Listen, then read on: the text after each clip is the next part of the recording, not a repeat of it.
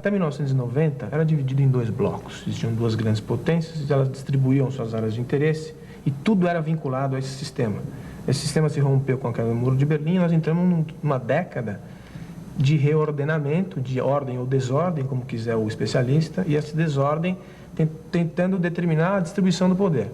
Alguns diziam que era um mundo praticamente americano, outros diziam que era um mundo unimultipolar americano e algumas nações aliadas que distribuíam o poder mundial. E agora, depois desses ataques, a gente observou que as coisas são mais complicadas do que isso. Existe um reordenamento, a gente vê um alinhamento inédito entre chineses, russos, indianos e americanos e a Europa Ocidental contra um inimigo que é, ao meu ver, muito maior do que simplesmente o terrorismo internacional, mas um movimento, a evidência de que há no mundo uma bipolaridade agora entre ricos e pobres, entre áreas de exclusão e áreas de concentração de capital, de riqueza e de poder, e que a continuar esse processo a gente está condenado ao fracasso, universalmente, né? Pelo que eu leio nos noticiários, esse processo continua através da guerra. Isso eu acho que é uma análise de curto prazo. Quer dizer, a reação americana, a reação ocidental é uma reação necessária do ponto de vista do poder americano, da manutenção do Estado e da demanda da opinião pública americana. Mas a médio e longo prazo, essa reação não vai ter efeito muito grande. Vamos imaginar que peguem Bin Laden, prendam e coloquem, seja julgado em Haia, vamos imaginar o seguinte. Isso não resolve o problema do terrorismo e muito menos não resolve o problema da distância, do distanciamento entre os dois mundos. O primeiro e o terceiro mundo. Isso. É isso. Quer ver o que o pessoal da GW, aqueles funcionários, tem a falar sobre terrorismo? Solta o VT.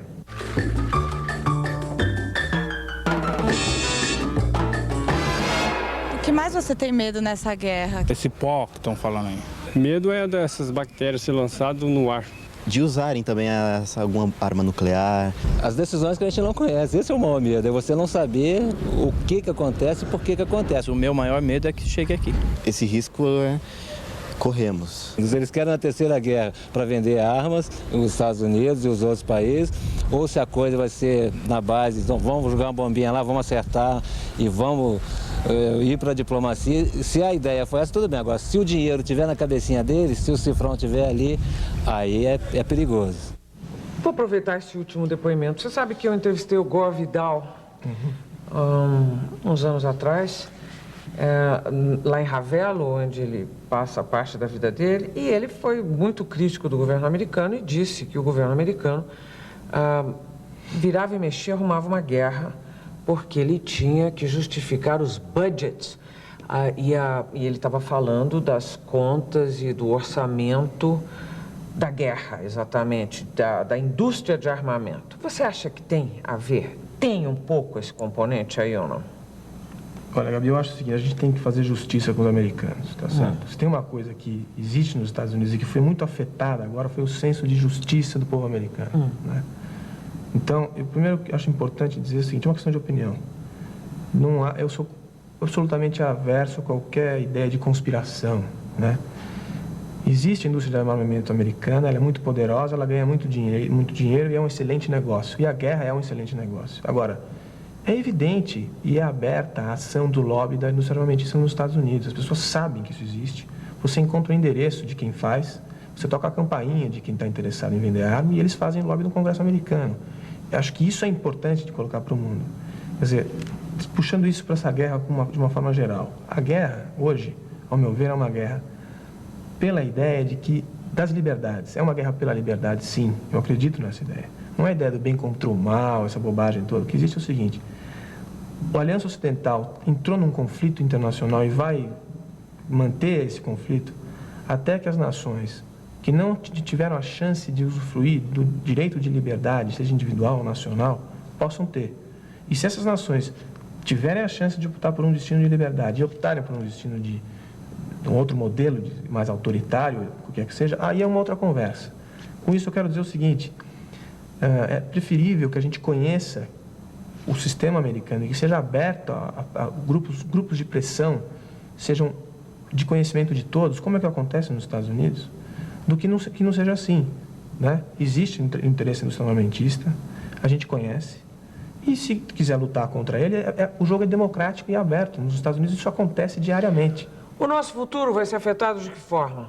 Eu acho que o Brasil, esse tipo de coisa é um pouco difícil de dizer, mas eu acho que o Brasil tem a ganhar com esse processo, de duas maneiras, política e econômica. Do ponto de vista econômico, porque a curto prazo e médio prazo, mercados que eram dos americanos nessas regiões afetadas passam a estar disponíveis. Recentemente eu vi uma entrevista do senhor Alabi, que é da Câmara de Comércio Brasil-Arábia. Ele dizia, olha, os árabes já vieram aqui para dizer que tem um mercado aí disponível, porque nós estamos reticentes a continuar consumindo dos americanos, então estão abrindo algumas áreas para produtos importantes e nós temos esses produtos, sem bebidas, por exemplo. Uma ligação, de repente, que era improvável até outro dia, quer dizer... Isso, nós temos uma capacidade de produção nesse país que pode ocupar mercados que até um certo ponto não eram nossos. Mas isso não é o mais importante, eu acho que o mais importante é o Brasil se mostrar dentro de uma região, num ambiente de instabilidade, como uma área de estabilidade. Não precisa fazer muita coisa, não é trabalho de propaganda, não é nada disso. Quando o mundo olhar, o capital olhar para o mundo e dizer onde eu vou continuar investindo o meu dinheiro, o Brasil vai se apresentar como uma região interessante. E nesse ponto de vista, eu acho que nós temos a ganhar. Agora, a crise que vem acontecendo muito antes dos atentados, que é a crise econômica, já vem acontecendo. A redução do dinamismo americano que afeta o mundo inteiro já vem acontecendo. E isso está afetando a nossa vida. Ou o fato desses atentados terem sido realizados com aviões e nós sermos exportadores de aviões e 10% da nossa balança é da Embraer e a gente estava crescendo nesse ramo, isso vai afetar a nossa balança. Muita gente foi mandada embora. Quer dizer, depende da análise que você faz. Do ponto de vista mais amplo, mais médio, longo prazo, eu acho que o Brasil tem a ganhar com isso. Né?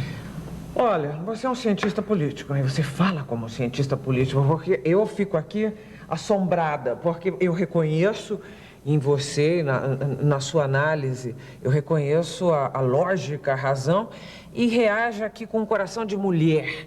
E fico pensando na guerra, e fico pensando nas mães americanas que têm seus filhos indo para a guerra, e fico pensando nas mães afegãs com os seus filhotes, e que definitivamente não tem nada a ver com o poder, né? Que o poder é sempre tratado numa outra esfera, muito distante das grandes populações, e eu fico muito chocada sempre com a guerra. Agora, conta para mim, você como cientista político, por que é que nós entramos no futuro e caminhamos para um outro futuro e continuamos fazendo guerras? Essa é uma pergunta muito difícil. Quer dizer, por que é que a guerra se perpetua? A guerra faz parte da história da humanidade. O homem é o único animal, o único ser que mata o seu semelhante, tá certo? E isso continua acontecendo. Eu acho que dá para tirar ainda uma mensagem positiva desse panorama tenso que a gente está vivendo e vai viver no próximo ano seguramente. Que é toda vez que há grandes conflitos, existe espaço para se tirar alguma coisa positiva disso tudo, né? A própria Segunda Guerra Mundial. Historicamente é isso. A Segunda Guerra Mundial, que foi o maior conflito já de todos os tempos, ela reordenou, trouxe uma série de valores para toda uma parte do mundo, quer dizer, trouxe um avanço depois do horror, veio um avanço de dignidade para um grande número de pessoas. Eu acho que nós estamos mais uma vez num ponto decisivo. Quer dizer, embora esse conflito não seja, e eu acho que não vai acontecer uma terceira guerra mundial, não vai ter guerra atômica, eu acho que não vai acontecer isso. Mas nós estamos num ambiente de muita tensão e ele vai proporcionar uma reanálise de tudo que está acontecendo no mundo. Uma reorganização mundial, é isso mesmo? Você dizia o poder, né? É difícil estudar o poder, porque o poder ele é muito distante do coração, né? Você pensa o poder, você pensa o mundo na distribuição de poder, você não consegue pensar em humanidade, em cooperação. Quer dizer, existe um conflito, inclusive na teoria das relações internacionais, que é a ideia de poder de um lado e a ideia de cooperação do outro.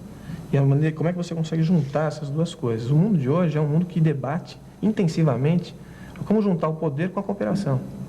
E a ideia de cooperação é hoje praticamente a única saída para que mais um grupo grande de pessoas possa viver dignamente, como aconteceu depois de vários conflitos durante toda a história. O futuro depende muito de esperança também, né? Também. Aqui um pequeno intervalo, daqui a pouco a gente volta com meus dois convidados juntos. Até já.